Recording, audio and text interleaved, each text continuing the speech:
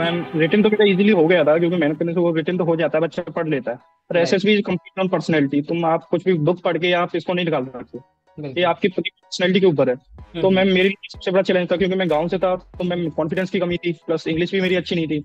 हम्म। और मैं written mitten और बोर्ड्स एग्जाम और पढ़ाई में इतना बिजी हो गया, तो मैंने फिजिकल फिटनेस का भी ज्यादा ध्यान नहीं रखा। तो राइट। मेरा हम्म। मतलब पर्सनैलिटी मैम ज्यादा ठीक नहीं थी उस टाइम पे। हम्म। तो और मुझे मालूम भी नहीं था कि इसमें मुझे करना क्या है। मुझे हम्म। बोला बस आओ जाओ, जो भी है तुम जेन्युइन रहो, दिखाओ वहाँ पे। पर हम्म। उस थोड़ा प्रिपरेशन करके जाना चाहिए था। तो पहले बिल्कुल। अटेम्प्ट में मैंने कुछ ज्यादा प्रिपरेशन किया नहीं, बस कुछ पीपीटीटी की स्टोरीज लिख ली, उनको थोड़ा यूट्यूब से वीडियो से आइडिया लग गया कि हाँ ऐसे स्टोरी लिखनी है। तो मैं वेरी इंटरव्यू गुड। के लिए गया, तो इंटरव्यू मेरा ज्यादा खास गया नहीं, क्योंकि मैं उनसे अच्छी तरह से कम्युनिकेट ही नहीं कर पा रहा था। Sir okay. मेरे से क्वेश्चन पूछ रहे हैं, मुझे वर्ड्स नहीं मिल रहे इंग्लिश में, तो मैं कुछ हिंदी यूज कर रहा हूँ, कुछ इंग्लिश यूज कर रहा हूँ। तो हम्म। जिससे थोड़ा मेरा मॉडल डाउन हो गया। और सर ने भी काफी ग्रिल किया मेरे को वहाँ पर। ठीक है। सर ने भी काफी फंसाने की कोशिश की, मेरे बैकअप के बारे में पूछा। और काफी चीजें, जैसे कि क्या ज्वाइन करना चाहते हो, आर्टिलरी की, इन्फेंट्री। तो हम्म। मैंने बोला सर, सर ने बोला कि तुम बीटेक क्यों नहीं कर रहे हो। और हम्म। मैं तो नेवी टेक एंट्री के लिए जाने की सोचता था, टीएस नेवी टेक मैंने जेएमएस लिया था। तो फिर मैंने हाँ। बोला सर मैं इन्फेंट्री ज्वाइन कर लूंगा। तो सर ने बोला तू टीएस से जाएगा तो तुझे आर्टिलरी ज्वाइन करनी पड़ेगी। हाँ। हाँ। बोले तू श्योर नहीं है तुझे क्या ज्वाइन करना है। तो हम्म। मैं थोड़ा नर्वस होता जा रहा था, जो भी बोल रहे थे वो। तो हम्म। मेरा इंटरव्यू खराब गया। और मैं हम्म। बच्चे प्रॉब्लम क्या करता है, सबसे बड़ी मुझे एक चीज लगी कि मैं हम्म। पहले इंटरव्यू मेरा इंटरव्यू खराब चला गया, तो मैंने आगे परफॉर्म करना ही बंद कर दिया। मुझे लगा अब तो होना ही है, छोड़ दो। तो हम्म। मुझे ये अभी मैं रिकमेंड हुआ, तो मुझे जब समझ में आया कि एक टास्क खराब होने से ऐसा नहीं है कि आपको हार मान जानी चाहिए और छोड़ देना चाहिए। तो ओके। उन्होंने सिचुएशन देना शुरू किया, तो मैं मुझे थोड़ा हंसी आ गया कि हाँ चलो सर ने अब रियल इंटरव्यू शुरू कर दिया अपना बात। तो सर राइट। ने फिर मुझे एक सिचुएशन दी कि दीपक तुम मार्केट के अंदर खड़े हो, तुम्हारे साइड में एक बैग रखा हुआ है। हम्म। तो वहां पर कुछ पुलिस वाले आते हैं, और मार्केट में जितने भी लोग हैं वो हम्म। लोग बोलते हैं कि ये इस लड़के का बैग है, इसके हाथ में देखा था हमने इस बैग को। ठीक तो है। पुलिस वाले आके खोल के देखते हैं उस बैग को, उस बैग के अंदर ड्रग्स मिलते हैं। ओके। तो तुम फंस चुके हो कि पुलिस ने तुम्हें पकड़ लिया है, और पूरी मार्केट बोल रही है कि हमने इसके हाथ में ही देखा था। ठीक तो है। तुम इस सिचुएशन में क्या करोगे। तो उसके लिए हम्म। मैंने बोला सब कुछ ठीक है, और रेट करने के लिए मैंने 999 बोल दिया तीनों में। हम्म। तो वो बोलते हैं कि अभी भी लगता है तुम्हें और ज्यादा इंप्रूवमेंट की जरूरत है। तो हम्म। मैंने कहा सर मुझे हमेशा लगता है कि हर चीज में और इम्प्रूव कर सकता हूँ। तो बिल्कुल। उन्होंने थोड़ा ब्लूटली होकर बोल दिया कि हाँ you can go now gentleman. तो ओके। मुझे लगा कि अब तो होना नहीं है, मैंने कुछ ज्यादा फिलोसफी बोल दिया, कुछ ज्यादा फिलोसफी बोल रहा हूँ। तो मैं थोड़ा डिप्रेस हो गया, मैं चला गया। और मैं जाके टिकट टिकट विकट देखने लग गया कि हाँ कोई टिकट हो आगरा के लिए, तो घर जाने के लिए व्यवस्था करता हूँ, अब तो होना नहीं है। Hello, friends, welcome back to Defense Roger. And today we have Deepak with us, who had scored All India rank 318 in NDA. It has been his third attempt. And in तीन attempt की journey में इन्होंने screen out, conference out and recommendation तीनों face किया है. And he is being part of Force Defense Academy. And here, Force Defense Academy is back with another 5 day long stimulation camp of SSB interview, जो 20th of May से 24th of May तक चलेगा. And you will be assisted by 3 SSOs, ex-interviewing officer Satish sir, ex-GTO Commander Vikas sir, and ex-psychologist Colonel Manoj Barman sir. It is a real-time stimulation along with the feedback, and the best part of the camp is that its cost. It's only 2000 rupees. That include hostel and the food charges, and आपको पूरा feedback भी दिया जाएगा, and आपका mock interview भी conduct किया जाएगा. Limited seats are there, so confirm your seats by clicking the link in description box. वहाँ पे QR कोड पे पेमेंट करके आप अपनी सीट को कंफर्म कर सकते हैं. ये काफ़ी अच्छी अपॉर्चुनिटी है जिनकी एसएसपी आने वाली है, so don't forget to check the link in the description and in case any query contact on the number shown in screen. So without any further delay, let's get back to the video. Welcome to defence torture Deepak, बहुत बहुत आपका स्वागत है। Because बहुत लंबे time से कोई भी एनडीए रिगार्डिंग वीडियो नहीं आया है, एंड अभी रिसेंटली एनडीए का एग्जाम हुआ है, so there is lot of stress which is going on in among the candidates की कैसा हुआ है। एसएसबी के बारे में बहुत सारे डाउट्स हो जाते हैं, तो मेरे को लगता है कि ये वाला इंटरव्यू काफी इंपॉर्टेंट हो जाता है। सो एंड दीपक एक somebody who scored 318 rank, and it's not like कि उन्होंने क्या कहते हैं कहीं से सुपरफिशियली प्रिपेयर किया है। ये started from the ground level, चाहे वो पर्सनालिटी पे काम करना हो, चाहे communication skill. So Deepak, there are lot of things to talk about, and I welcome to the platform. Thank you ma'am for inviting me here. तो जैसे कि आपने बताया कि वैसे काफी लोग स्ट्रेस है, अभी एग्जाम भी खत्म हुआ है एनडीए का। हाँ हाँ। तो मैम जब तक रिजल्ट नहीं आता काफी स्ट्रेस रहते हैं हम लोग। तो हाँ। अभी रिजल्ट तक तो ऊपर वेट से। करेंगे, मेरे काफी दोस्तों ने भी इस पर दिया है। ओके। Yes ma'am.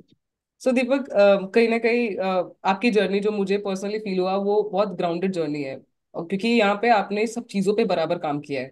चाहे वो आपकी यस मैम। रिटन प्रिपरेशन हो, क्योंकि आपने जब प्रिपेयर किया तो सिर्फ 2 महीने रह गए थे। चाहे वो एसएसबी हो, चाहे you have face screen out, conference out, and you have also seen recommendation.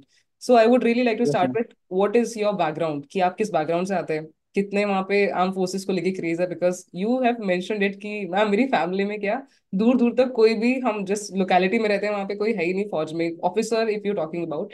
सो किस तरह का बैकग्राउंड है, and when you felt like कि नो अभी मेरे को जाना है तो एनडीए में ही जाना है, हाउ इट स्टार्टेड? तो मैम मैं आगरा से बिलोंग करता हूँ। आगरा का एक छोटे से गांव है नगला गैरा, तो मैं वहां से बिलोंग करता हूँ।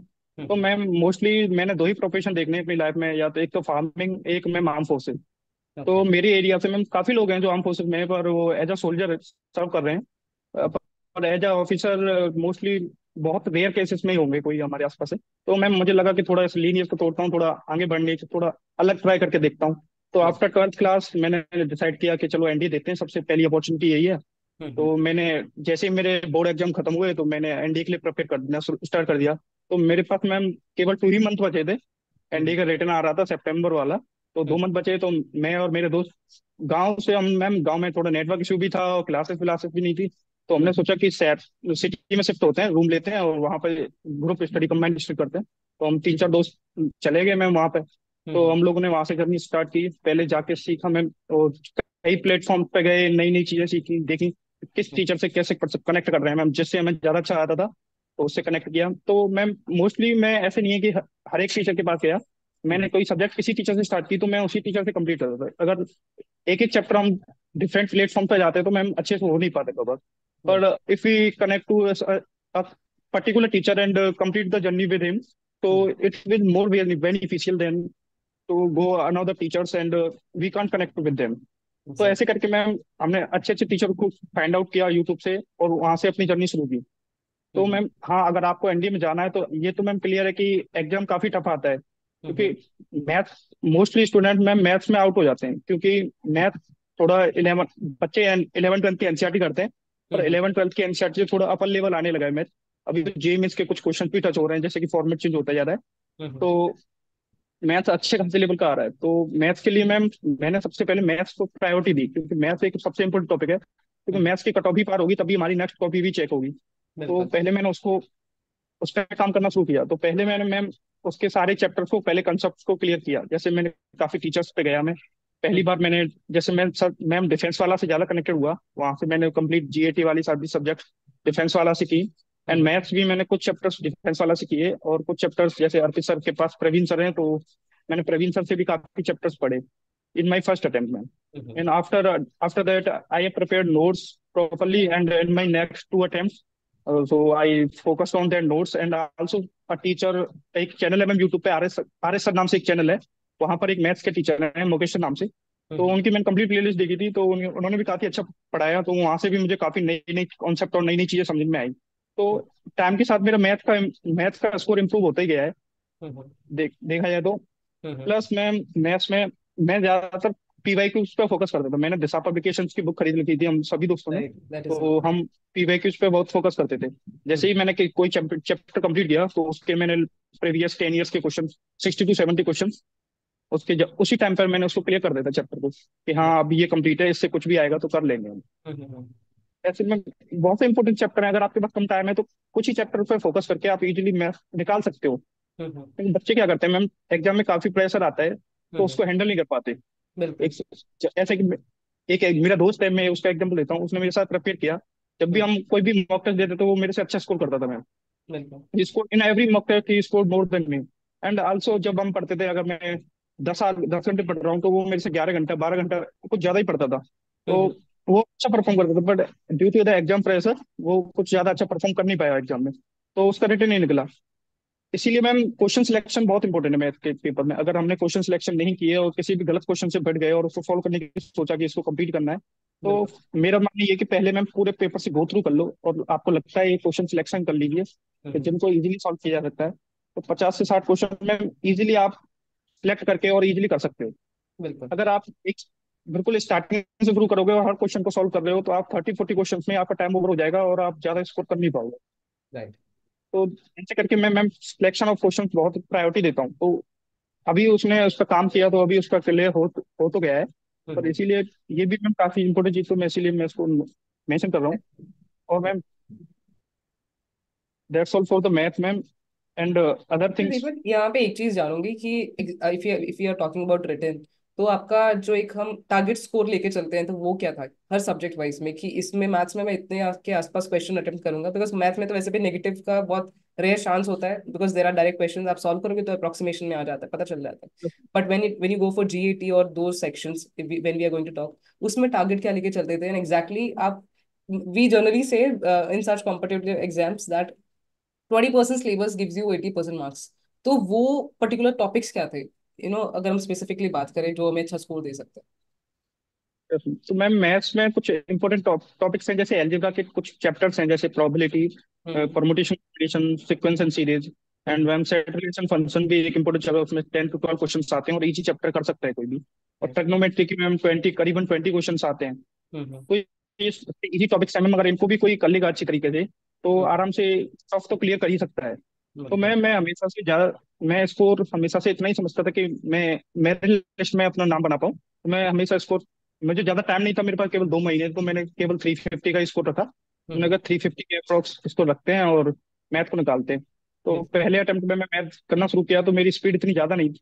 हम्म। मैंने काफी क्वेश्चन प्रैक्टिस किए, फिर भी मेरी स्पीड कम थी, तो 2 घंटे निकल गए तो मेरे कुछ 35 to 40 क्वेश्चन ही हो पाए। तो हम्म। फिर उसके बाद मुझे लगा लास्ट के यार में, और मैंने कंप्लीट चैप्टर पूरा एग्जाम के गो थ्रू भी नहीं किया था, फिर मैंने लास्ट में पूरे एग्जाम में से गो थ्रू किए, कुछ क्वेश्चंस को सिलेक्ट किया। तो हाँ। फिर हाफ एन आवर कुछ 10-15 क्वेश्चन होती है, जब जाके मैथ की कट ऑफ ही क्लियर हो पाई। तो हम्म। मुझे लगा कि ये नेक्स्ट अटेम्प्ट से मुझे ये गलती नहीं करनी है। तो बिल्कुल। फिर आगे से मैं मैथ में स्कोर अच्छा गया। फर्स्ट अटेम्प्ट में मेरे पास 60 मार्क्स थे, 1 मार्क्स से कट ऑफ क्लियर हुई थी मैथ की मेरी। अरे। तो नेक्स्ट अटेम्प्ट में फिर मैंने सोचा कि मैथ में अच्छा स्कोर करना है, तो मैथ में मैंने बहुत सारा क्वेश्चन प्रैक्टिस किया। तो हम्म। मेरे 110 के करीब आए। फिर ठीक है। अब इस अटेम्प्ट में भी मैथ में स्कोर इम्प्रूव हुआ है, मैं 125 के करीब पहुंच के। तो हम्म। मतलब मैथ को जितना प्रैक्टिस करोगे उतना ज्यादा स्कोर आपका इम्प्रूव होता ही जाएगा।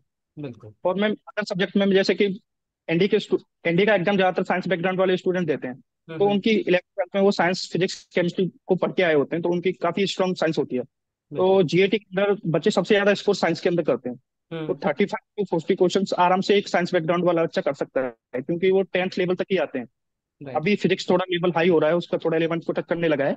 हम्म। और ज्यादा कॉन्सेप्चुअल क्वेश्चन है, अगर आपके कॉन्सेप्ट क्लियर है तो आप साइंस में अच्छा स्कोर कर सकते हो। हम्म। मैं इंग्लिश के लिए मैं एक चीज प्रेफर करता हूँ कि आजकल वोकैब सबसे ज्यादा आती है मैम इंग्लिश में। ठीक अभी है। तो पैटर्न चेंज हो रहा है, तो वोकैब के क्वेश्चन सबसे ज्यादा आते हैं वैसे। हम्म। मैं ग्रामर पोर्शन पे ज्यादा फोकस ना करके मैं वोकैब को ज्यादा पढ़ता हूँ, रोजाना 10 to 15 रोजाना वोकैब को पढ़ लिया। कुछ हम्म। इडियम फ्रेजेस याद कर लिया, कुछ सिनोनियम एंटोनियम्स। जैसे कि हम्म। इंग्लिश में मैम ग्रामर को करने से केवल उसके एरर ओमिशंस आते हैं 10 क्वेश्चंस। और ठीक है। ग्रामर पढ़ने के बाद भी आप 10 क्वेश्चंस को 10 में से 10 को नहीं सही कर सकते। हम्म। और बिना ग्रामर पढ़े भी आप 3-4 क्वेश्चन तो उसमें से कर ही लेते हो। तो ठीक है। केवल इसके लिए मैं ग्रामर में काफी टाइम देना पड़ता है, मैं इसको टाइम ज्यादा ना देके, और एक्स्ट्रा चीज आती है मैम, जैसे PQRS आते हैं, तो वो तो सभी बच्चे कर लेते हैं, वो उनका स्ट्रॉन्ग पॉइंट है। That is easy. तो फिर मैं इंग्लिश में आराम से बच्चा एक 100 to 125 क्वेश्चन, 100 to 125 मार्क्स से आराम से स्कोर कर सकता है मैम। बिल्कुल। और साइंस तो सबकी, साइंस मैम सबके स्ट्रॉन्ग पॉइंट होता है, क्योंकि सभी बच्चे साइंस बैकग्राउंड के होते हैं मोस्टली। तो हम्म। साइंस को तो मैम ज्यादातर बच्चे इसी में स्कोर करने की सोचते हैं। मैं हमेशा तो साइंस को ही सोचता था, क्योंकि जीएस को हम 10th तक ही पढ़ते हैं, तो उसके बाद हमने हिस्ट्री ज्योग्राफी को छोड़ चुके थे, कंप्लीटली भूल जाते हैं मैम। राइट। तो उसके बाद शुरू करना, और बहुत वास्ट सिलेबस है जीएस का, तो हम्म। उसको कंप्लीट करना थोड़ा मुश्किल पड़ता है। तो मैंने ज्यादातर फोकस साइंस, इंग्लिश और मैथ्स पे किया, क्योंकि यही स्ट्रॉन्ग पॉइंट है कि मैं यहाँ पर ज्यादा स्कोर कर सकता हूँ। एग्जैक्टली। व्हाट फिर अबाउट मैंने मैम ज्योग्राफी एंड हिस्ट्री, और भी सब्जेक्ट्स हमारे पास? कि मैम इनको मैंने पढ़ा पढ़ा था, पर मैं इनके ज्यादा डिटेल में नहीं गया, क्योंकि तो बहुत वास्ट सिलेबस है और इसको कंप्लीट करने में मुझे काफी टाइम लगता, तो मुझे मेरे पास टाइम था। तो हम्म। मैंने इसको पढ़ा था मैंने मैम, कि सभी के लेक्चर्स देखे, कंप्लीट सिलेबस किया, कि कोई इजी क्वेश्चन आए वो तो ना छूटे कम से कम। तो एग्जैक्टली। उसको 2-3 के कुछ वन शॉट देखे, कुछ मिनी मैराथन्स देखी, तो उससे हम्म। मैंने सिलेबस को कंप्लीट कर लिया। हाँ, पर मैंने पॉलिटी मैम अच्छी तरह से की थी, ओके। क्योंकि पॉलिटी में से मैम कंसेप्चुअल, पॉलिटी में से मैम बस लर्निंग वाला चीज है। तो हम्म। उसके अंदर हमें पता रहता है कि मोस्टली यहाँ से क्वेश्चन आएंगे।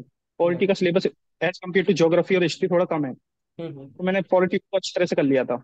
हम्म। मोस्टली मैंने करंट अफेयर्स पे बहुत फोकस किया मैम, क्योंकि करंट अफेयर्स मुझे किसी सीनियर ने बताया था कि करंट अफेयर्स बहुत इंपॉर्टेंट है, क्योंकि रीडिंग न्यूज तो मैं एसएसबी में भी हेल्प करने जा रही है, बहुत हेल्प करेगी। और राइट। करीबन 10 क्वेश्चन आते हैं मैम ऐसे एनडी के एग्जाम के अंदर करंट अफेयर्स के। राइट। तो मैंने मैम वहाँ से थोड़ा बहुत, काफी यूट्यूब चैनल है, तो मैंने वहां से पढ़ना शुरू किया। जैसे कि अनुराग भैया हैं सीरियस जर्नी वाले, वो और मंथली करंट अफेयर्स लाते हैं। ठीक है तो सर। मैं मंथली करंट अफेयर्स से पढ़ता रहता था। और हम्म। एक सर हैं मैम, स्टडी आईक्यू पे पढ़ाते हैं, प्रशांत वंश सर, काफी हम्म। एसएसबी वाले बच्चे उनको follow करते हैं। तो वो जियो राइट। पॉलिटिक्स के बहुत अच्छे टॉपिक क्लियर आते हैं उनके। उनको मैंने करीबन 6 महीने तक उनकी एवरी वीडियो देखी मैंने उनकी। तो उससे मेरे मैम काफी अच्छे कॉन्सेप्ट हो गए। तो राइट। उसके उसने मेरी जीडी में और लेक्चर में भी बहुत हेल्प की मैम। तो हम्म। काफी अच्छी नॉलेज हो गई जियो पॉलिटिक्स में। और इंटरव्यू में भी उन्होंने मेरे से क्वेश्चन पूछे तो सर ने सारे जियो पॉलिटिक्स सिनेरियोस क्लियर करा दिए थे मेरे। तो इससे मेरी काफी हेल्प हो गई मैम। हम्म। तो जो भी बच्चा जा रहा है तो प्रशांत बन के चैनल को देख सकता है, वो अच्छे टीचर है। और अनुराग भैया भी करंट अफेयर अच्छा कराते हैं। तो राइट। ये भी मैम 10 क्वेश्चन आराम से हो जाते हैं। हम्म। ओके। अभी रिटर्न पे तो मुझे लगता है कि मैंने तो एनडीए कभी दिया नहीं दीपक, बट मुझे ऐसा लग रहा है मुझे थोड़े थोड़े मेन मेन एरियाज पता चल गए, बिकॉज यही होता है काफी इंपॉर्टेंट कि किस सोर्स से आप कर रहे हो और वो सोर्स आपको कितना सूट कर रहा है। और एग्जैक्टली जो एक पॉइंट मुझे सबसे अच्छा लगा आपका कि आपने जो कहा कि यू नो पर सब्जेक्ट के हिसाब से एक टीचर को पकड़ो, उस इंसान की कंप्लीट स्ट्रैटेजी को फॉलो करो and then move to other subjects. And अपने सब्जेक्ट सब्जेक्ट तो कंप्लीट एक टीचर से ही करना चाहिए।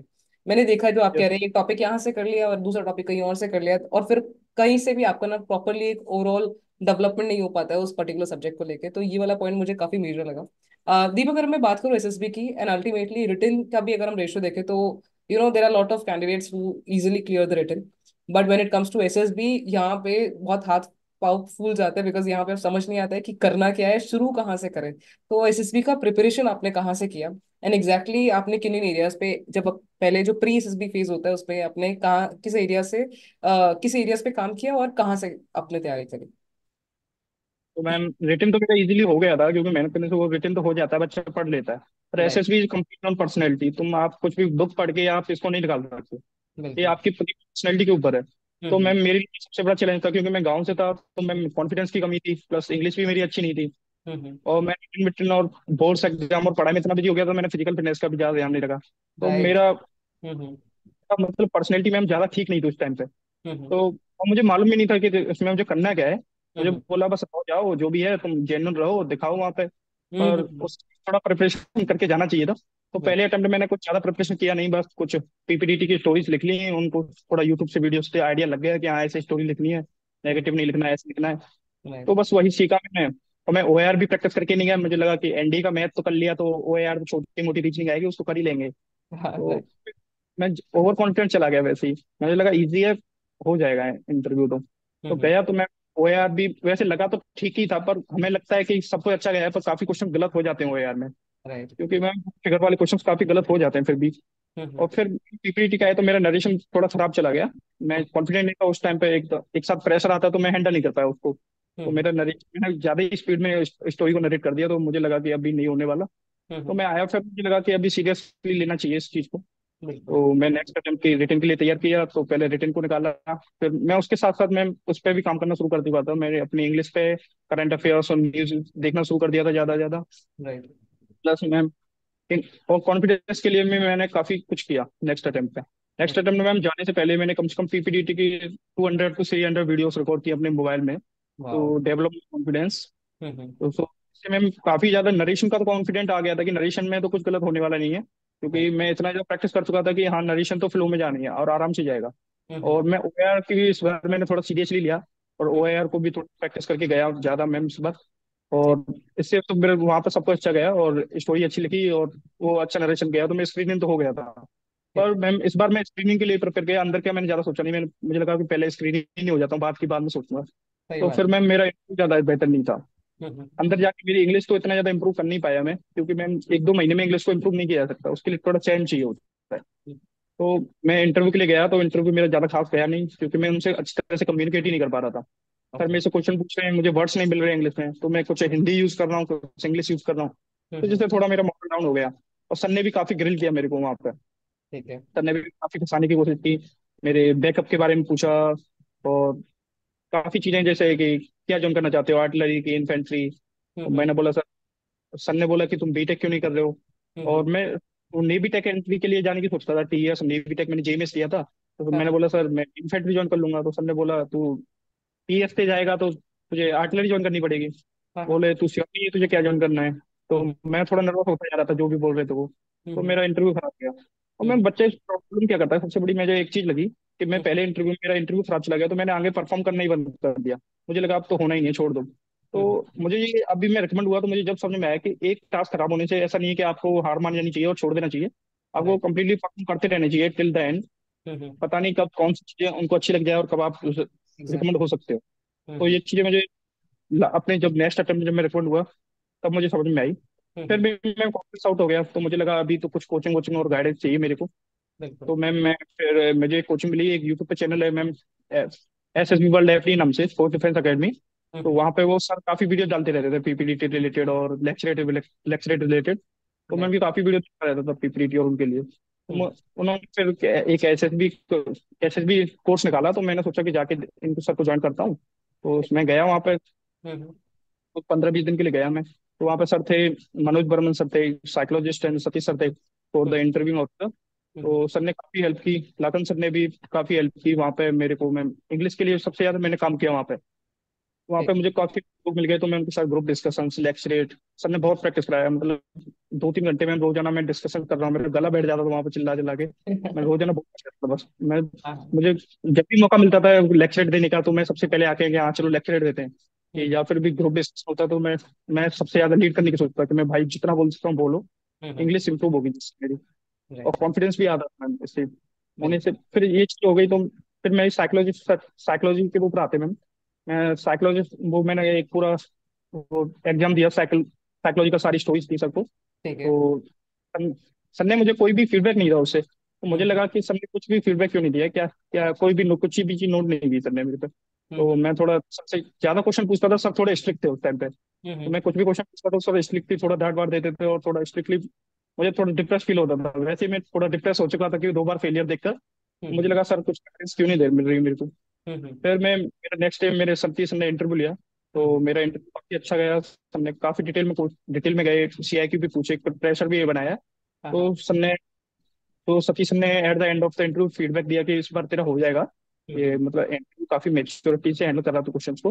बट उन्होंने कुछ एरिया ऑफ इम्प्रूवमेंट बताया, जैसे कि इंग्लिश के बारे में भी उन्होंने बताया मेरे को, इंग्लिश को इम्प्रूव और कर सकते हो कम्युनिकेशन के लिए। और बिल्कुल। प्लस फिजिकल फिटनेस थोड़ा और इम्प्रूव करके जाओ, उससे काफी अच्छी पर्सनैलिटी दिखती है तुम्हारी वहाँ पे। सबसे पहले अपीयरेंस ही मैटर करती है आपकी पर्सनैलिटी में। राइट। एंड और करंट अफेयर्स और जियो पॉलिटिक्स, इन चीजों के भी बोला, थोड़ा नॉलेज और बढ़ा लोगे, अपनी हॉबीज बॉबीज के बारे में थोड़ा और नॉलेज बढ़ाओ, जैसे कि राइट। आप सारे क्वेश्चन को हैंडल कर पाओ वहाँ पे। हम्म। तो मैंने ये सारी चीजें नोट की और फिर मैं इन पे वर्क करने के लिए लग गया। हम्म। तो फिर लास्ट डे जब मैं कोचिंग एंड हुई, तो सर एक कॉन्फ्रेंस थी, तो मनोज वर्मा सर की, मेरे सर के साथ मेरी कॉन्फ्रेंस थी। तो सर ने फिर मेरी कॉपीज डिटेल में चेक की। जब मैं अंदर गया तो सर ने मुझे मुझे लग रहा था सर तो मुझे डांटेंगे, क्योंकि मैं बहुत ज्यादा क्वेश्चन पूछता था, हाँ और हाँ। प्लस मैंने ज्यादा अच्छा परफॉर्म नहीं किया साइकोलॉजी में। हम्म। तो पर सर ने वहां पर जाके बड़ी स्वीटली बात की मेरे से, और करीबन 1 घंटे तक उन्होंने मुझे समझाया कि तू क्यों डिप्रेस, थोड़ा डिप्रेस्ड हो गया था मैं, क्योंकि 2 बार से फेलियर। बोला डिप्रेस क्यों है, आराम से चिल होके रहा है, कोई नहीं, हो जाएगा। तो होना होगा तो हो जाएगा, नहीं होगा तो कोई बड़ी प्रॉब्लम है नहीं वैसे। सही बात। तो सर ने मुझे बहुत स्वीटली समझाया। और हम्म। सर ने भी क्लियरेबल दिया था, बोले थे कि तू अगर मेरे लिए सोना ला के देगा तो मैं तेरे से हीरे की डिमांड करूंगा, तो मुझे थोड़ा सा तुझसे और एक्स्ट्रा ऑर्डिनरी चाहिए, तो कितना हम्म। भी अच्छा परफॉर्म कर, मैं और स्ट्रिक्ट होके उससे और अच्छा निकलवाने की सोचूंगा। तो सर बिल्कुल। ने मुझे बोला कि रिकमेंड हो जाएगा, अच्छे से परफॉर्म करना। हम्म। बस स्वीटली सर ने बहुत अच्छे से बात की मैम, जिसने फिर मैं थोड़ा कॉन्फिडेंट हो गया। सभी ने बोल दिया कि इस बार रिकमेंड हो जाएगा, तो हाँ हाँ। थोड़ा कॉन्फिडेंट रहना, और ऐसे है वैसे ही रहना, जेन्युइन। तो मैं इस बार कॉन्फिडेंट था, और फिर मैं काफी प्रैक्टिस करके गया इस बार। राइट। तो मेरी इंग्लिश इंप्रूव हो गई। इंग्लिश में मैं मूवीज मूवीज जो भी मूवी देख रहा था, वेब सीरीज देख रहा था, वो सब कंप्लीटली इंग्लिश सबटाइटल्स के साथ। और अरे मैंने वाह। आकर भी टेलीग्राम ग्रुप है मैम, हम्म। वहाँ पे भी मैंने काफी ग्रुप डिस्कशन ज्वाइन किए। मैं जितना कर सकता हूँ मैं उतना करता हूँ मैम, इंग्लिश को इम्प्रूव करने के लिए। ये बिल्कुल। काफी बड़ी प्रॉब्लम बन रही थी, इन सारी चीजों को करने में कॉन्फिडेंस और इंग्लिश तो मैं काफी अच्छी बन गई थी। हम्म। अभी उसने मुझे साइकोलॉजी सर ने भी मुझे स्टोरीज में कुछ बताया था, कि जैसे कि हर एक पिक्चर के अंदर कुछ प्रॉब्लम या कोई भी चीज है, उसको ढूंढो, फिर एक इफेक्टिव एक्शन डाल के उसको सॉल्व करो। अगर प्रॉब्लम नहीं है तो अपने हीरो न्यूट्रल मूड में, तो उसको कोई टास्क दो, उस टास्क के अंदर उसको कुछ अच्छे एक्शन कराओ, उस हम्म। टास्क को कंप्लीट कराओ इन पॉजिटिव वे। तो ठीक। उससे फिर वो एक अच्छा आउटकम निकल के आता है, और हम्म। आपकी एक पॉजिटिवनेस दिखाई देती है। हम्म। तो मैंने उस अप्रोच को पकड़ा, तो मैंने फिर काफी स्टोरीज लिखी, काफी इनोवेटिव आइडियाज ढूंढे, हम्म। स्टार्टअप्स और काफी चीजें। अगर मैं विलेज पे देख रहा हूँ तो विलेज में क्या इनोवेटिव करा सकता हूँ, सोशल वर्क, जो कुछ हम्म। भी करा सकता हूँ मैं अपनी स्टोरीज में। मैं ज्यादा ग्राउंड लेवल टॉपिक्स लिखता था, मैं ज्यादा हाई लेवल नहीं लिखता था, जैसे ओके। कि कोई एक्स्ट्रा ऑर्डिनरी प्रोफेशंस नहीं लिखता था मैं। हम्म। तो समझ। सिंपल प्रोफेशंस ही डालता था ग्राउंड लेवल के, क्योंकि मैं जैसा मेरा माहौल में वैसी चीजें लिखता था वहाँ पे। हम्म। तो वो मेरे लिए काफी हेल्पफुल था। दीपक, मेरे को ऐसा लगता है जो आपका एक्सप्लेनेशन का तरीका है वो भी टाइम के साथ काफी अच्छा हो गया है। The way you speak, the way you express, बहुत चीज बहुत कंसाइजली आप बहुत अच्छी चीजें, आई मीन बहुत सारे फैक्ट्स को इंक्लूड कर देते हो। And when you talk about Satish sir, मैंने उनके साथ तो एक वीडियो भी किया है, I will also put that video in comment section में, पिन कर दूंगी। उन्होंने वहां पे बॉडी लैंग्वेज से लेके हर चीज को बहुत बारीकी से बताया। The way you enter the room, how your body language is being observed, आप कैसे, आपके हैंड जेस्चर्स कैसे हैं। तो सर ने काफी सारी चीजों को बताया था उस वीडियो में। आई विश कि बर्मन सर अगर देख रहे हैं वीडियो कहीं से पहुंचे and he also get agrees to come on the platform, क्योंकि उनके बारे में मैंने सुना है, मैंने वीडियोस देखे, बट नॉट येट हमारा इंटरेक्शन नहीं हुआ है। तो चलो अब हम बात करते हैं, since we are talking about the main SSB. तो एसएसबी का स्क्रीनिंग प्रोसेस जो है दीपक, काफी इंपॉर्टेंट है। एज यू सेड कि स्क्रीनिंग का, स्क्रीन आउट का जो पेन है, that is very very very painful as compare to if you get conference out. तो एग्जैक्टली पहली बारी में हुआ क्या था, एंड किन एरियाज के ऊपर आपने काम किया, और एग्जैक्टली जब आप स्क्रीनिंग हुए तो आपको क्या एनालिसिस हुआ कि कहाँ में गड़बड़ कर रहा था? तो मैम स्क्रीन आउट ऐसा बताया, बहुत पेन होता है मैम। पहली बार आपने 6 महीने मेहनत की है, रिटेन निकाला, सब कुछ किया, और आप घर एग्जैक्टली। वालों से होप लेके जा रहे हो, इंटरव्यू लेके जा रहा हूँ, कपड़े वपड़े लेके आए हो, स्ट्रेस फ्रेस करके जा रहे हो मस्त। पर हम्म जाने के बाद वहां पता चलता है कि इतनी बाहर भेज दिया गया है। तो हम्म मैम जो घर पे कॉल करने में जो बहुत गंदी फीलिंग आती है घर को कि नहीं हो पाया मेरा, और हम्म पहले दिन ही आता वापस। तो हम्म सबको फिर लोगों को भी, आपको लोगों भी बोलने लग जाते हैं कि भाई रहने दे, ये तुम्हारे बस की चीज नहीं है, कि ये नहीं है तुम्हारे लिए, कुछ और हाँ, कर लो। काफी हम्म बच्चे डिमोटिवेट हो जाते हैं कि फर्स्ट डे निकल जाते हैं। तो हाँ, मुझे लगा था कि भाई इतना भी टफ नहीं है। हाँ, मुझे कुछ कमियां थी हैं, मुझे समझ में आ गई थी मैम। मैं हर हम्म बार अपने अंदर चीजें ढूंढता था। मैं, कुछ बच्चे होते हैं जो कि असेसर्स के अंदर कमी देखते हैं कि मैंने तो सब कुछ परफेक्ट किया था, फिर भी उन्होंने मुझे निकाल दिया। पर हम्म मैं हर बार कुछ भी गलती हो तो मैं अपने अंदर चीजें ढूंढता था कि कुछ तो कहीं गलती की होगी जिस वजह से मुझे निकाला है। तो बिल्कुल। मैम फिर मैंने उस गलती को ढूंढा कि मेरा मैम कॉन्फिडेंस अच्छा नहीं था, प्लस हम्म मैं थोड़ा स्पीड में बोल रहा था अपनी नरेशन को। तो उस हम्म पर मैंने वर्क किया मैम। हम्म तो स्क्रीनिंग के काफी पेन है वैसे। मैं जिस दिन स्क्रीनिंग में हुआ था मैम, दूसरे अटेम्प्ट में, तो मैं बहुत खुश था। मुझे लग हम्म रहा था बस आप रिकमेंड हो गया, उस दिन मैं बहुत ही ज्यादा हैप्पी था। मुझे लगा कि अब ठीक है, कॉन्फ्रेंस आउट होऊंगा तो देखा जाएगा, कम से कम घर वालों को ये तो बोलूंगा 5 दिन रह के आया हूँ, लास्ट डे आउट हुआ हूँ। तो राइट। मैम ये ये भी था। तो फिर मैं उस दिन ज्यादा ही हैप्पी हो गया, तो फिर मैंने ज्यादा अच्छा परफॉर्म नहीं किया उस टाइम पे। पर हम्म इस टाइम मैं थोड़ा प्रिपेयर होके गया कि हाँ, मुझे इस बार रिकमेंड होना ही है, और मैं बिल्कुल। कॉन्फिडेंट था क्योंकि कोचिंग ने अच्छे फीडबैक दिए थे। तो हम्म इस बार मैं कॉन्फिडेंट होके गया। तो मैं, हम्म, इस बार मैंने परफॉर्म अच्छा किया। ऐसे मैं जलंधर गया था मैम, तो वो लोग स्क्रीनिंग अच्छा करते हैं, ठीक है। ज्यादा सारे रिपीटर्स आए थे। हम्म तो मेरे ग्रुप में मैम 14 का ग्रुप था, तो मैम 12 स्क्रीन हो गए। तो ठीक मैं है। थोड़ा डिप्रेस हो गया था स्क्रीनिंग के रिजल्ट से पहले, क्योंकि मैम मेरा चेस्ट नंबर 36 था और 39 स्क्रीन हुए थे। और ओके। उससे पहले भी कुछ लोग फ्रेशर्स बुलाना शुरू कर दिए थे उन्होंने, तो मुझे लगा कि इस बार स्क्रीन आउट कर दिया उन लोगों ने। वैसे ठीक। मेरा सब कुछ परफेक्ट गया था, मैं श्योर था कि हो ही जाऊंगा। पर हम्म सब का ही परफेक्ट गया था, तो मुझे लगा किसी को तो आउट करेंगे ये लोग, सभी को तो स्क्रीन नहीं कर सकते। तो मैं थोड़ा पर स्क्रीन में कर लिया उन लोगों ने। तो ठीक। फिर मैं बहुत हैप्पी था मैम। जिस दिन रिकमेंड हुआ उससे ज्यादा खुशी मुझे स्क्रीनिंग वाले दिन हुई थी। मैं बहुत एग्जैक्टली हैप्पी। और मैं इस चीज पे एग्री करूंगी Deepak. I have never got screen out, but I have seen कि बहुत अच्छी टॉप रैंक लेने वाला इंसान जो रिकमेंडेड है, टॉप रैंक में है of various entry, they sometime get back and they get screen out. तो the way they have discuss the screening, बहुत वीक प्रोसेस है, कुछ श्योर नहीं है। कई बार आपके ग्रुप पे भी डिपेंड करता है, और उस मोमेंट्री परफॉर्मेंस में क्या चीज किस तरह से जा रही है, बहुत सारे मल्टीपल फैक्टर्स हैं, आप एक या दो फैक्टर्स को नहीं ब्लेम कर सकते। बट हाँ, डेफिनेटली नरेशन आपके हाथ में, कॉन्फिडेंटली आप उसको बोलो। ओआईआर की प्रैक्टिस हमेशा करनी चाहिए, because even if you see also your PI की फॉर्म कॉर्नर में ओआईआर रेटिंग का ऑप्शन है वहाँ पे। तो वहां पे इसका इंपॉर्टेंस इवेंचुअली बढ़ जाता है। तो और डिस्कशन में फालतू में दूसरे को डी, आई मीन डिमीन मत करो, या उसको पुल डाउन मत करो। प्रोग्रेसिव बात हो रही है तो ठीक है, अपना एक वैलिड पॉइंट मारो जब भी आपको 2-3 बार चांसेस मिलता है। तो that plays enough important role when you go for like screening test. Sure ma'am. If I talk about psychological test, we were talking yesterday Deepak, तो बहुत सारे हमने इंपॉर्टेंट डिस्कशंस पे आए थे। चाहे वो टीईटी के अराउंड हो, कि किस तरह से स्टोरीज के अंदर आपने जो कहा कि बहुत सारे एक्शंस आप डालते थे, चाहे वो पीपीटीटी हो चाहे वो टीईटी हो, तो हम टीईटी पे हम ज्यादा अच्छे से डिस्कशन करते हैं, चाहे वो डब्ल्यूईटी हो, एसआरटी हो, चाहे एसटी हो। So you have said that you focuses on the quality rather than quantity. तो किस तरह से आपने एग्जैक्टली साइकोलॉजिकल टेस्ट को किया? तो ma'am first talk about the TAT ma'am. तो हम्म, टैट स्टोरी में मैं कुछ इनोवेटिव करने की सोचता था हर स्टोरी के अंदर। मैं ठीक है। एक जनरल टैट, अगर मैं पीपीडीटी की बात करूँ तो पीपीडीटी में मैं एक जनरल स्टोरी बनाता था बिल्कुल सिंपली। उसके हम्म, अंदर मैं ज्यादा हिस्ट्री लेता था और कुछ ज्यादा इनोवेटिव चीजें करके। पर ठीक है। मैं पीएटी के टाइम पे मैं कुछ इनोवेटिव चीजें डालता था उसके अंदर। ठीक है। जैसे कि मैं मैंने कई काफी स्टोरी लिखी थी। एक्शन पार्ट पे ज्यादा वर्क करता था मैं। कुछ स्टार्टअप करा दिया, फिर गांव में कोई इनोवेटिव चीज ऑर्गेनाइज करा दी, स्कूल में कोई कंपटीशन ऑर्गेनाइज करा दिया, या हम्म। फिर डेवलपमेंट के लिए कुछ काम करना, ठीक। क्लीनिंग, या फिर कुछ नालियों वालियों को बनवा दिया, रोड रोड कंस्ट्रक्शन के लिए कुछ करना।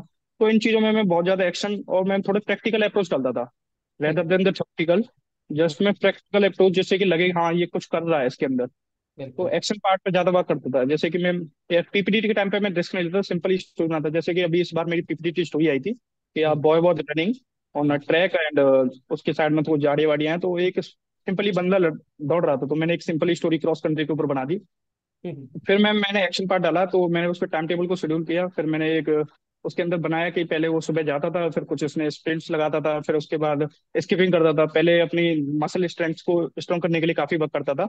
उसने वेट ट्रेनिंग भी की अपने लेग स्ट्रेंथ को बढ़ाने के लिए। फिर शाम के टाइम पे वो जाता था लॉन्ग रन के लिए, हम्म। जैसे कि लॉन्ग मैराथन के लिए, जिससे कि वो अपनी इंड्योरेंस को बढ़ा सके। और अपने कोच से भी कंसल्ट किया कुछ इफेक्टिव वेज ऑफ रनिंग, जिससे हम्म। कि वो और अच्छा परफॉर्म कर पाए। ही ठीक। Also consulted to a dietitian and follow a diet plan. तो हम्म। उसको फॉलो करके मैं उसने बहुत अच्छा परफॉर्म किया और वही वॉन द कंपटीशन। तो मैं ऐसे कि मैं एक्शन पार्ट ज्यादा ऐड करता था उस हर हर हर स्टोरीज के अंदर। ठीक है। तो this is the main main idea for my story writing. Okay. And ma'am for the SRT ma'am, ये आपने बोला कि जैसे मैं क्वालिटी पे ज्यादा काम करता हूँ क्वांटिटी की जगह। ऐसे हम्म। मेरे मेरे ग्रुप में मैम एक बंदा रिकमेंड हुआ था, जिसने मैम ओनली 22 एसआरटी की थी और वेट भी उसने 30-40 की थी। उसने राइट। काफी बीच बीच में छोड़े थे। तो हम्म। पर मैटर करता है कि मैम क्वांटिटी मैटर नहीं करती, आप कितने जेन्युइन हो, कितने जनरली लिख रहे हो उन चीजों को, और हम्म। किस क्वालिटी और अच्छी तरह से लिख रहे हो, तो वो ज्यादा मैटर करता है। बिल्कुल। हालांकि मैंने मैम 45 के करीब किए थे एसआरटी। हाँ, हम्म। बच्चों को लगता है कि मैंने 60 कर दी तो अच्छा गया है, पर क्वालिटी क्वांटिटी इतनी ज्यादा मैटर नहीं करता अगर आपने क्वालिटी में अच्छे लिखे हो तो। राइट। और एसडी के लिए मैंने सबसे पहले अपने दोस्तों से, अपने पेरेंट्स से, सभी लोगों से मैं पूछता रहता, कोई भी मेरे अंदर वीकनेस है, कोई भी प्रॉब्लम हो बताओ मेरे अंदर। हम्म। मैं कुछ भी मतलब कुछ भी प्रॉब्लम कर रहा हूँ तो कुछ भी, तो वो लोग मेरे को बता दें कि ये प्रॉब्लम है, इसको इम्प्रूव करो, वो प्रॉब्लम है। मैं हर चीज पे काम करता रहता हूँ। मैं अपने अंदर कमियां ढूंढता ही रहता और उन पर वर्क करता ही रहता। मैं हम्म। ये मेरी चीजें हेल्प करेंगे एसएसपी के अंदर। तो बिल्कुल। उन पे कर करके मेरा मैम साइक टेस्ट काफी अच्छा गया था। तो ओके। मुझे उस साइक टेस्ट के बाद हाँ मैं थोड़ा कॉन्फिडेंट तो हो गया था कि हाँ बहुत अच्छा गया है, तो अभी आगे और अच्छा परफॉर्म करना है। तो साइक टेस्ट तो Exactly. मैं अच्छा गया था। Deepak, if I talk about personal interview, it was 1.5 hour long interview. And आपका एक प्रायर एक्सपीरियंस भी था जहाँ पे उसने बहुत सारी सिचुएशंस आपको दिए थे and it was very drilling interview. So ultimately आपका एक्सपीरियंस यस। कैसा गया पर्सनल इंटरव्यू का? मैं मुझे लगता है कि मैं अगर बोलूँ कि तीनों में से बेस्ट परफॉर्मेंस किसने की, तो मुझे इंटरव्यू लगता है मेरा रिकमेंडेशन का सबसे बड़ा कारण। तो ठीक। 1.5 घंटा चला, काफी डिटेल में गए, सारी चीजें इन्होंने कवर की, कुछ भी नहीं छोड़ा मैं मतलब।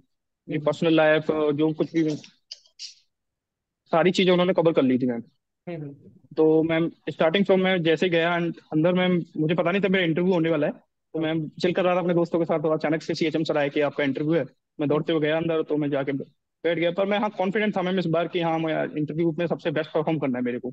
ये मेरे हाथ में है और सारी चीजें मैं कंट्रोल नहीं कर सकता कि हम्म। साइकिल साइक कैसा गया है, मैं जज नहीं कर सकता इसको। पर इसमें मैं बेटर कर सकता हूँ। तो मैं जाते ही सर ने फिर मेरे को एक सीआईक्यू पूछा। तो हम्म। मैं एक दो सीआईक्यू तो याद करके गया था इस बार, मुझे लगा था एक सीआईक्यू याद कर जाता हूँ। पर उन्होंने क्या किया, सीआईक्यू को उसको मिक्स कर दिया। दो तीन सीआईक्यू उसको मिक्स कर दिया, तो मैं थोड़ा भय बोला सन तो इस बार क्लियर निकल गया इस बार। सर ने तो बहुत अच्छा परफॉर्म किया। तो फिर उन्होंने सीआईक्यू पूछा, तो मैं थोड़ा ब्रेक लिया। मैं सर थोड़ा ब्रेक लेता हूँ, फिर मैंने उसको बोलना शुरू किया, तो मैंने उसको कंप्लीटली कवर कर दिया। तो ओके। फिर लास्ट में I left any question, sir बोले नहीं all the questions you have answer. तो मुझे लगा कि स्टार्टिंग तो चलो अच्छी हो गई, तो आगे देखते हैं। फिर सर ने मेरे फादर फार्मर हैं, तो उन्होंने फार्मिंग से रिलेटेड बहुत क्वेश्चन पूछे। जैसे कि उन्होंने स्टार्टिंग फ्रॉम द कि how many bigha land you have, तो लैंड से शुरू किया। फिर उन्होंने उसको एकड़ में चेंज कराया। हाँ हाँ। फिर उन्होंने बोला कौन सी क्रॉप्स करते हो, कौन सी सीजन में कौन सी क्रॉप होती है, हर हम्म। क्रॉप की कितनी प्रोडक्टिविटी होती है, फिर मार्केट में कौन सी क्रॉप की क्या क्या रेट है, और राइट। कितना सरप्लस बचता है, कितना घर यूज करते हो। उन्होंने बहुत डिटेल में गए मैम, सारी फाइनेंशियल कंडीशन निकलवाई। तो बहुत सारी कैलकुलेशंस भी करनी पड़ी मेरे को इस टाइम पे। तो मैं राइट। इतना कैलकुलेट करके गया नहीं, तो सर वहीं पर बैठ के मेरे सामने उनको कैलकुलेट कराया, हाँ कैलकुलेट बताओ कितना हो गया, ये कितना हो अरे गया। तो हम्म। तो मैंने सारा सब कुछ कैलकुलेशन किया। हम्म। तो मैंने बोला भी नहीं था तब तक मेरा मैथ फेवरेट सब्जेक्ट है, सर ने मुझे इतनी कैलकुलेशन करवा ली। तो मैं ठीक है चलो। हम्म। तो फार्मिंग पार्ट पे बहुत ज्यादा चला, तो फिर मैम ये फार्मिंग पार्ट को कवर हो गया, कंप्लीट हो गया इसके बाद। ठीक है। तो फिर सर आए। फिर मेरे फैमिली के ऊपर आ गए कि कैसे रिलेशन है पेरेंट्स के साथ, भाई के साथ, दोस्तों के साथ। हम्म। उनकी कुछ उनकी वीकनेसेस स्ट्रेंथ्स पूछने लगे। वो हम्म। मेरे मेरी वो मेरे बारे में क्या सोचते हैं, उनको मेरे अंदर क्या वीकनेसेस स्ट्रेंथ्स लगती हैं। तो हम्म। ये सारी चीजें मैं प्रिपेयर करके गया था। हाँ मैं सारी चीजें सब कुछ एकदम कम्प्लीटली प्रिपेयर करके गया था कि इसके बारे में मुझे क्या बोलना है। तो ये सब कुछ मेरा प्रिपेयर, तो मैंने सब कुछ बता दिया सर को कि ऐसे ऐसे मैं करता हूँ ये चीजें, और ओके। ऐसे कैसे मैं अपने फ्रेंड्स के टाइम करता हूँ, ये इनकी प्रॉब्लम्स है, ये मेरी प्रॉब्लम्स है। तो इसको कंप्लीट करने के बाद सर आगे फिर सबने मुझे एक सिचुएशन दी मैम, फिर मुझे लगा कि वो सर मेरे से पहले जितने भी बंदे गए थे उनको भी उल्टी सीधी सिचुएशंस में फंसा रहे थे सर। तो ओके। उन्होंने सिचुएशन देना शुरू किया, तो मैं मुझे थोड़ा हंसी आ गया कि हाँ चलो सर ने अब रियल इंटरव्यू शुरू कर दिया अपना बात। तो सर राइट। ने फिर मुझे एक सिचुएशन दी कि दीपक तुम मार्केट के अंदर खड़े हो, तुम्हारे साइड में एक बैग रखा हुआ है। हम्म। तो वहां पर कुछ पुलिस वाले आते हैं और मार्केट में जितने भी लोग हैं वो हम्म। लोग बोलते हैं कि ये इस लड़के का बैग है, इसके हाथ में देखा था हमने इस बैग को। ठीक है। तो पुलिस वाले आके खोल के देखते हैं उस बैग को, उस बैग के अंदर ड्रग्स मिलते हैं। ओके। तो तुम फंस चुके हो कि पुलिस ने तुम्हें पकड़ लिया है और पूरी मार्केट बोल रही है कि हमने इसके हाथ में ही देखा था। ठीक तो है। तुम इस सिचुएशन में क्या करोगे? हम्म। तो मैंने इसको बड़ी कामली हैंडल किया, मैं थोड़ा घबराया नहीं। मुझे लगा था कि कितना भी टाइम लगेगा मैं सिचुएशंस के आंसर सॉल्यूशंस देते ही जाऊंगा जब तक। मुझे पता था सर इट्स ग्रिल तो इम्पोर्टेंट। करेंगे, मैं जो भी बताऊंगा उसको हटाते जाएंगे। हाँ तो हाँ। मैंने कुछ बताना शुरू किया, जैसे कि मैंने बोला सर कोई भी मार्केट में सीसीटीवी कैमरास होगा तो वहां चेक कर लो सर, अगर मेरे हाथ में कोई बैग होगा तो मैं हम्म। होऊंगा सर दोषी। तो बोलते हैं कि कोई कैमरा नहीं है, लोकल एरिया है। तो मुझे लगा ठीक है। फिर मैंने बोला सर कोई फिंगरप्रिंट हो सकते हैं बैग पे, फिंगरप्रिंट चेक करा लो। तो हम्म। बोलते हैं नहीं, वो कुछ क्लोथ व्लोथ का बैग है, वहां उस पर फिंगरप्रिंट नहीं आते। तो ठीक है। उन्होंने सर ने वो भी रिमूव कर दिया। हम्म।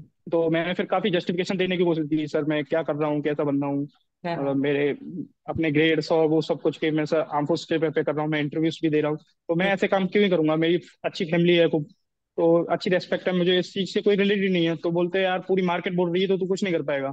तो ठीक है। मैंने बोला सर ठीक है सर। तो मैंने फिर एक आइडिया था सर, मेरे पापा के काफी फ्रेंड्स हैं पुलिस हम्म। के अंदर।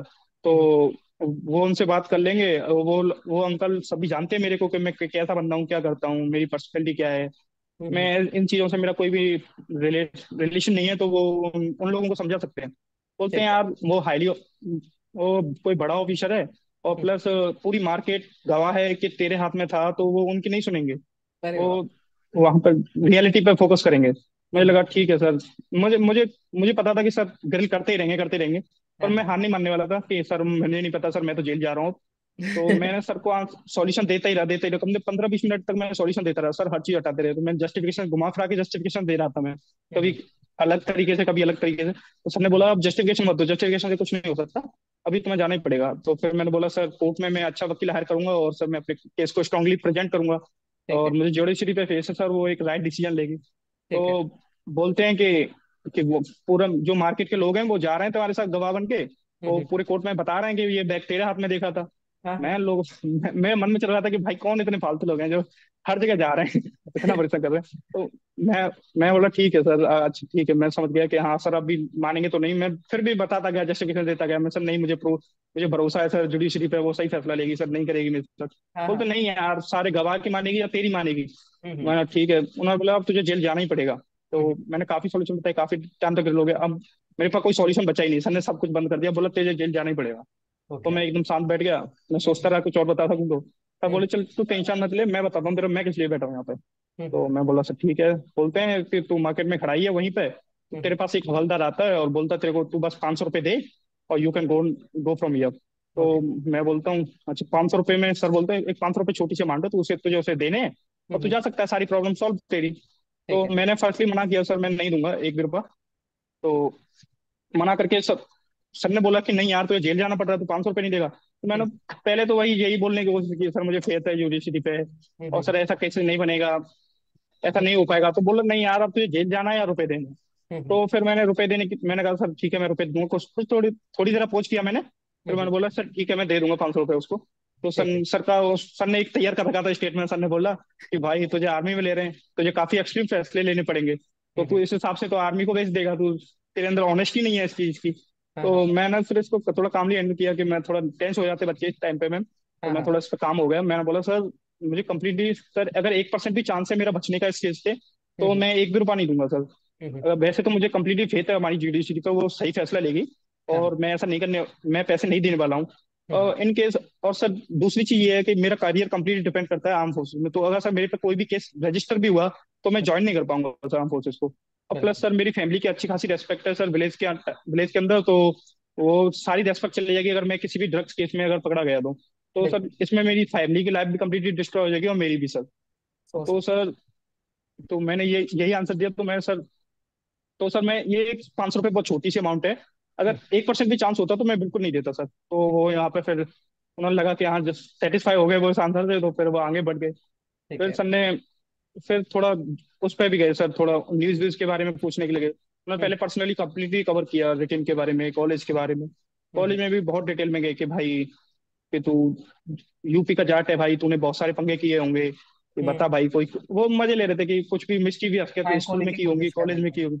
हम्म हाँ कुछ भी ढूंढने की हो सके, कुछ तो बता भाई, हम्म। मतलब तू झगड़े वगड़े तो करता होगा, तूने लोगों को तो पीटा ही होगा। हाँ तो हाँ। मैं बोल रहा नहीं सर, मैं शांत बताऊँ, मैं नहीं करता सर ऐसी चीजें। तो हम्म। सारी चीजें फिर गर्लफ्रेंड रिलेटेड आ गए और चीजों के रिलेटेड आ गए, सारी चीजें पूछी उन्होंने। मैं बता केयरफुली हैंडल करता गया, मैं बसता गया इन क्वेश्चन से कि हाँ ठीक है, ज्यादा डिटेल में नहीं जाना है इनको, थोड़ा ऊपर बिल्कुल। से बाहर लेके चलता हूँ।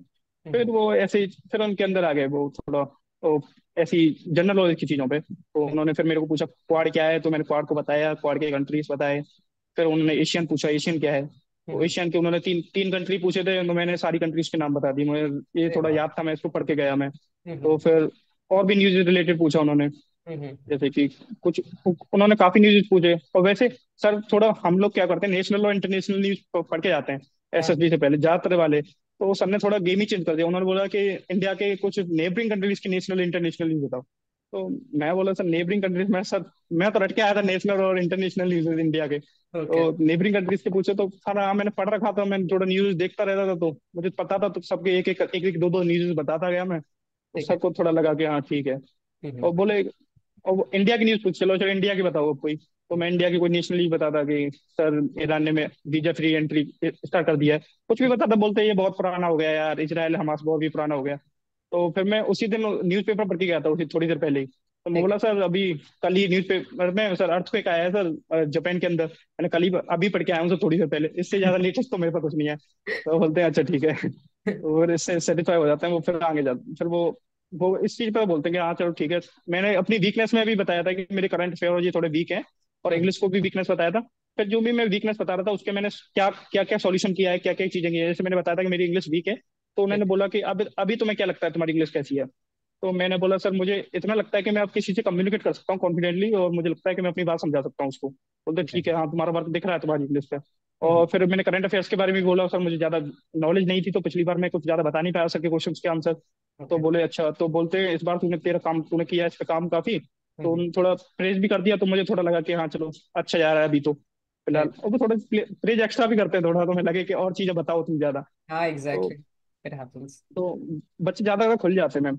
और हम्म मैम एक चीज मैं ऐड करना चाहूंगा मैम, काफी बच्चे इमोशनल हो जाते हैं, वो काफी पर्सनल अंदर तक जाते हैं। हम्म। तो काफी पॉइंट्स पे बच्चे इमोशनल हो जाते हैं सबके साथ, वो एक कम्प्लीटली फॉर्मल इंटरव्यू है। तो बिल्कुल। इमोशनल चीजें हमें नहीं होनी चाहिए, बिल्कुल हम्म। कम्प्लीटली एकदम फॉर्मल तरीके से इंटरव्यू दें, और ज्यादा इमोशनल चीजों को मतलब इमोशन दिखाऊं मत उनको, अगर इमोशन दिखाएंगे वो उतना ही ज्यादा कमजोर समझते हैं, हम नेगेटिव वे में जाता है ये हम्म। सतीश सर ने बताया था, एक एग्जांपल भी दिया था, उनका कोई स्टूडेंट था वो ज्यादा इमोशनल हो गया, बोला ये काफी नेगेटिव जाता है, कोई भी इमोशन सर उनको मत दिखाओ, राइट। कॉन्फिडेंटली जो भी है उनके आंसर्स दो।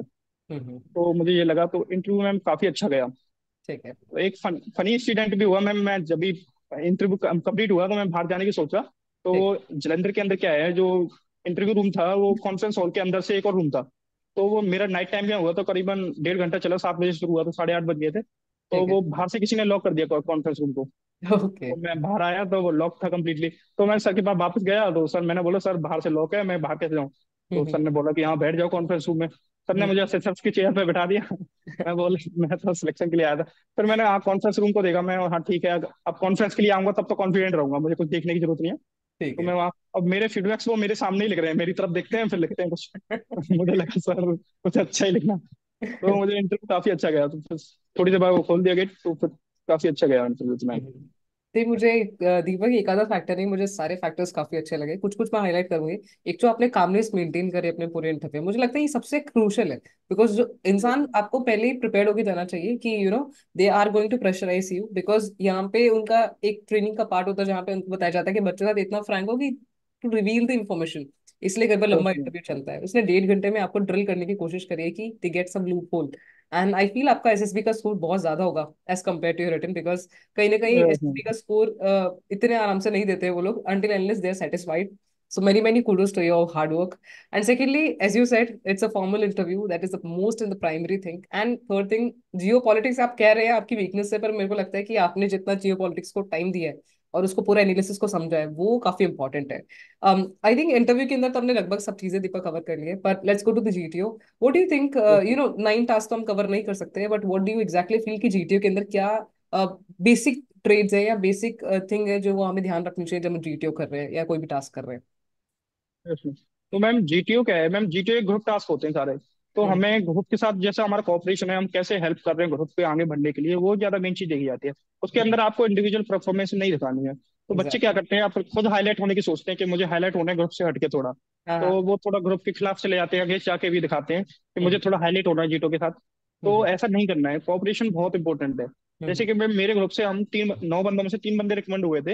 हम्म तबकि पूरा ग्रुप बहुत अच्छा था, बहुत कॉपरेशन किया। जैसे हमारी जीडी चल रही थी उस टाइम पे भी हम लोग एक दूसरे को मौका दे देते हैं। जैसे मैं बोल रहा हूँ तो अगर कोई बोलना शुरू कर रहा है तो मैं अपना पॉइंट ब्रेक लेता कि let him speak first then I will speak. तो राइट। सबको मौका दे देते हैं हम लोग। तो हम्म। ऐसे करके हमारा जीटीयू में बहुत ही फ्लो में गया। हमने कमांड टास्क में भी ऐसे कर लिया था कि सभी को दो दो बार बुलाया। तो ऐसे कर एक ऐसी फॉर्मेशन बना ली, तो उनको लग गया था कि हाँ इनके अंदर कॉपरेशन है, बहुत अच्छा जा रहा है सब राइट। कुछ। और मैम जीटीयू में बीच में जब कमांड टास्क के लिए बुला रहे थे तो सबसे पूछ रहे थे कि तुम्हारे ग्रुप में फनी बंदा कौन सा है, हम्म ह्यूमरस बंदा कौन सा है। तो मैम हम्म उससे पहले क्या हुआ, मैं हमारी नाइट में सभी बंदे एसएसबी वाले इकट्ठे हो जाते हैं रूम्स के अंदर। तो अपने एक्सपीरियंस डिस्कस करते रहते। तो मेरे रूम में सभी बंदे आ गए थे। तो हम हम्म लोग डिस्कस करते रहे, तो मैंने उनको काफी फनी इंसिडेंट्स स्टोरीज और काफी एक्सपीरियंस सुनाया। तो वो सभी लोग मतलब बहुत अच्छा टाइम पास हुआ। तो सभी लोगों ने मेरे नाम लिया कि हाँ सबसे फनी बंदा वो है, वो ह्यूमरस है, उसने ऐसे टाइम पास किया हमने रात में। वो हम्म सारी चीजें बताई, तो वो भी काफी पॉजिटिव गया। उन लोगों ने मुझे बताया कि तेरे बारे में बताया हमने, मुझे लगा ये हाँ। तो काफी अच्छी पॉजिटिव चीजें नहीं है। तो हम्म। जीटीओ में ये भी चीजें है मैम, ग्रुप के साथ चलना सबसे इंपॉर्टेंट है जीटीओ के एग्जैक्टली अंदर। exactly, मेरे को लगता है कि यहाँ पे बहुत बड़ा डिफरेंस क्रिएट हो जाता है जो हम स्क्रीनिंग के टाइम पे जीडी देते हैं, जो हमारा डिस्कशन होता है, रियल जीडी में बहुत डिफरेंस है। वहाँ पे तो आप ठीक है अपने पॉइंट को चांस ही नहीं मिलता बिकॉज फिश मार्केट होता है। यहाँ पे फिश मार्केट क्रिएट करने की जरूरत ही नहीं है, क्योंकि आप यहाँ पे कोई बोल रहा है तो एंड आपकी स्टेटमेंट्स बहुत मैटर करते हैं, you know adding 1 point to the chest number this, I would like to add this, and be cooperative even if you don't agree with that, just add your point or in the similar parallel lines जो भी आपका point of view है।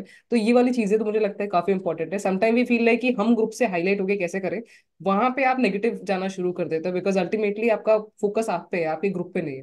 तो that the most primary thing is you should keep your group ahead of you. तो जो जैसे आपने कहा दीपक, मुझे लगता है कि that is the most primary quality of a leader. And if I come to the conference कैसा गया, and finally after 2 attempts you got the recommendation, तो what was the feeling of that recommendation? Ma'am तो conference के time पे ma'am मुझे लग रहा था कि ठीक है, होगा नहीं होगा वो ठीक है। मुझे तो ऐसा लगता था कि मैम मेरे गांव में तो इतना कॉन्फिडेंस था नहीं। मुझे लगा था 10वीं 12वीं में बार में जाके मेरा कभी रिकमेंडेशन होगा। तब हम्म। तक बस जर्नी को कंटिन्यू करता रहना और नई नई चीजें सीखते रहना है। तो मुझे लगता था कि बस हाँ कंटिन्यू रहूंगा, कभी ना कभी तो जाके रिकमेंड कर ही देंगे मेरे को ये।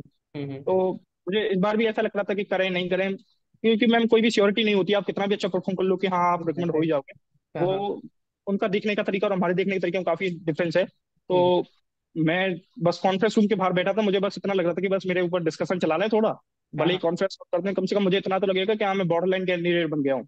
अरे। तो ओके। तो मैं पहले वाला बंदा था उसके ऊपर डिस्कशन चला, उसको काफी कंप्लीट हुआ, उसको बाहर गया। उसके हम्म। 20 30 सेकंड बाद ही मेरे को बुला लिया मैम अंदर। तो ठीक है। मुझे लगा डिस्कशन तो चला नहीं मैम, क्या पता अंदर जाके बात कर लें थोड़ा बहुत। हम्म उन्होंने कुछ ज्यादा नहीं पूछा, बस अपनी परफॉर्मेंस रेट करने को बोला। और हम्म बस खाना पीने और उनकी चीजों के बारे में पूछा कि खाना कैसा रहा, कोई सजेशंस देना चाहोगे। तो उसके लिए मैंने बोला सब कुछ ठीक है, और रेट करने के लिए मैंने 9 9 9 बोल दिया तीनों में। हम्म तो वो बोलते हैं कि अभी भी लगता है तुम्हें और ज्यादा इंप्रूवमेंट की जरूरत है। तो हम्म। मैंने कहा था मुझे हमेशा लगता है कि हर चीज में और इम्प्रूव कर सकता हूँ। तो बिल्कुल। उन्होंने थोड़ा ब्लूडली होकर बोल दिया कि हाँ you can go now gentleman. तो ओके। मुझे लगा कि अब तो होना नहीं है, मैंने कुछ ज्यादा फिलोसफी बोल दिया, कुछ ज्यादा फिलोसफी बोल रहा हूँ।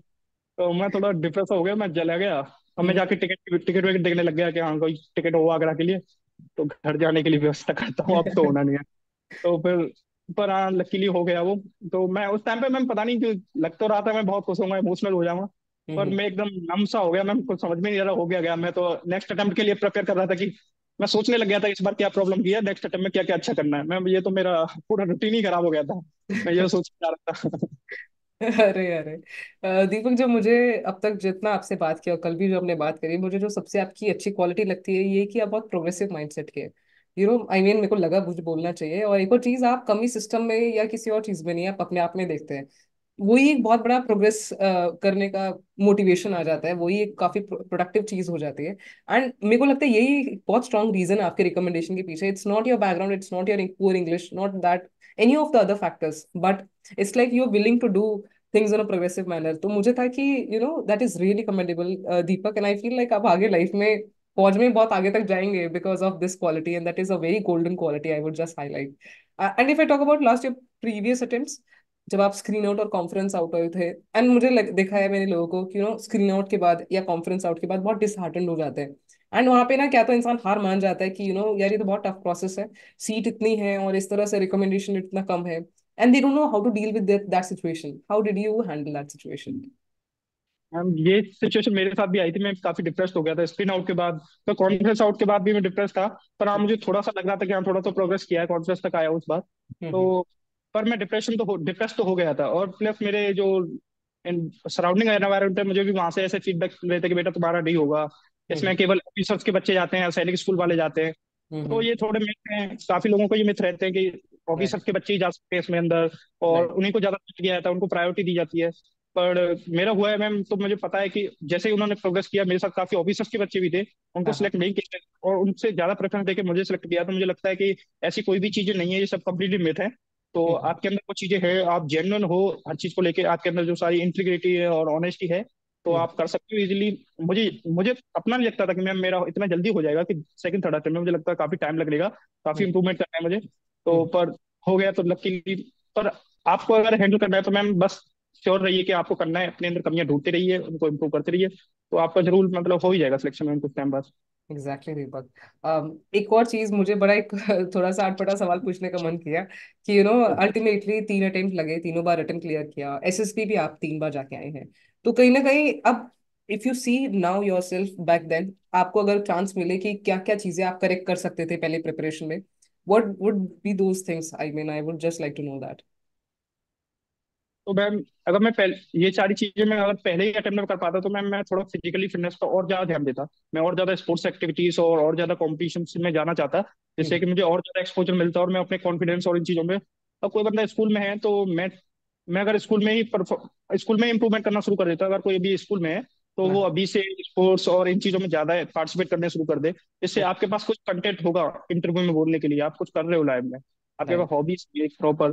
तो ये सारी चीजें मैं जरूर इंक्लूड करता अपनी डाइट, अपने डेली रूटीन में। हाँ तो हाँ। ये चीज मिस कर रहा था उस टाइम पे, केवल मैं पढ़ाई पढ़ाई करता रहता था बस, और घर वालों की हेल्प, बस एक सिंपल लाइफ स्टाइल जी रहा था। तो ये बिल्कुल। सारी चीजें एक परफेक्ट लाइफ स्टाइल के लिए बहुत इंपॉर्टेंट है मैम।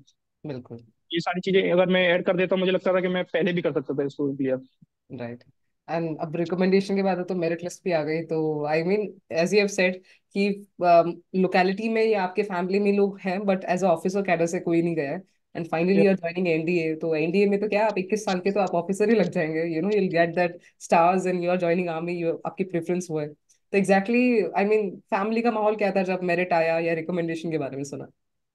तो मैम मेरिट आया तो मैंने पहले मेरे दोस्त का कॉल आया कि भाई मेरिट आ गई है, तू देख ले उसको।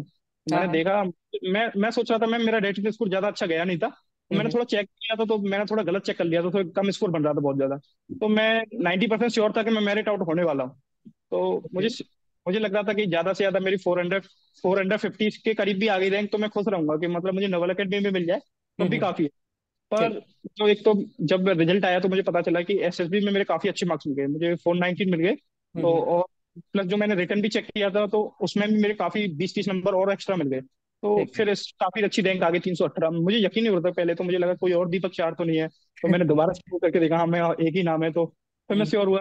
फिर हम्म। मैं जाके मम्मी को बताया, पापा को बताया, तो वो इमोशनल हो गए काफी। तो मेरे लिए भी काफी इमोशनल मोमेंट था कि हाँ चलो फाइनली कुछ अचीव तो किया है। और हम्म। प्लस दूर तक कोई नहीं था, तो मुझे लगा कि हाँ चलो अपने गांव का थोड़ा नाम रोशन कर रहा हूँ, कोई और जन ऑफिसर जा रहा हूँ आर्मी में। तो अपनी बिल्कुल। लोकेलिटी को भी काफी प्राउड है। जो भी जाता हूँ मैम, थोड़ा प्राउड प्राउड फीलिंग मिल रही है। अभी घर वाले एकदम ट्रॉफी की तरह रख रहे हैं, जो भी आ रहा है एकदम प्राउड फीलिंग वाली। अरे अभी I mean tapping ceremony still POP अभी आपकी रह गई है, तो तब तो पेरेंट्स बिल्कुल आपको एक चेंज पर्सनालिटी में देखेंगे, बिकॉज एनडी का रगड़ा फिर आईएमए का रगड़ा, उसके बाद जो पर्सनालिटी बनेगी ना दीपक, you will be a very change person. And we have come to an and.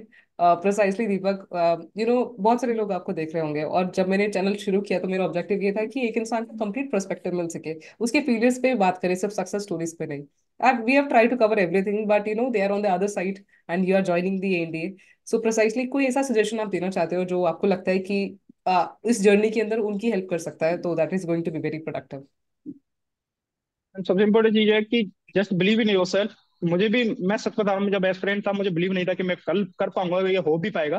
पर मैं ये था कि करते रहना है, मुझे ट्राई तो करते रहना है. अगर मैं कर सकता हूँ तो आप जो लोग उस तरफ हैं, एस्पिरेंट हैं, वो भी कंप्लीटली कर सकते हैं भाई. बस बिलीव रखो और ट्राई करते रहो, आपका जरूर हो जाएगा. बस हाँ, पर हार्डवर्क तो करना पड़ेगा, क्योंकि आप जा रहे हो एनडीए जा रहे हो, ऐसी प्रेस्टिजियस अकेडमी है, उसके इजीली तो मिल नहीं सकता. काफी ज्यादा हार्डवर्क आपको अंदर भी करना पड़ेगा और उससे पहले बाहर भी करके जाना पड़ेगा. बिना हार्डवर्क के आप केवल सपने देखकर तो नहीं कर सकते. तो हार्डवर्क देना पड़ेगा रिटर्न के टाइम पे भी, आपकी पर्सनैलिटी को इम्प्रूव करने के लिए भी, और थोड़ा डेली रूटीन को सुधारिए तो इजीली क्लियर कर सकते हो. और इस बार तो रिकमेंडेशन काफी अच्छे दे रहे हैं, एनडीए के लिए काफी अच्छी तरह से रिकमेंड हो रहे हैं इस बार बंदे. इस बार रिकमेंडेशन इतना ज्यादा है कि मेरिट आउट बहुत ज्यादा बच्चे हो रहे हैं. मतलब पहले मैं प्रायरली सुनती थी कि कितने बच्चे रिकमेंड नहीं करते थे, बट अब इट्स लाइक 699 के आसपास बच्चे रिकमेंड हुए हैं इंडिया के अंदर. That is quite huge. तो कंपटीशन हर कोई मेहनत करके आ रहा है basically.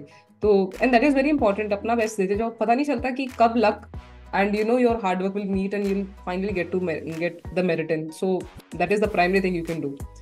Deepak, thank you so much for joining, and it was such a wonderful feeling talking to you. And I believe कि आपसे बहुत लोग इंस्पायर होंगे, एंड आप अकेडमी में जाके भी बहुत अच्छा करने वाले हैं. ये मेरे को बहुत बहुत श्योरिटी है इस चीज़ की. And I really wish you all the very best. God bless you. Thank you. Thanks for watching the video, and let me know in the comment section below if you have any doubts. Follow for more such content. Jai Hind.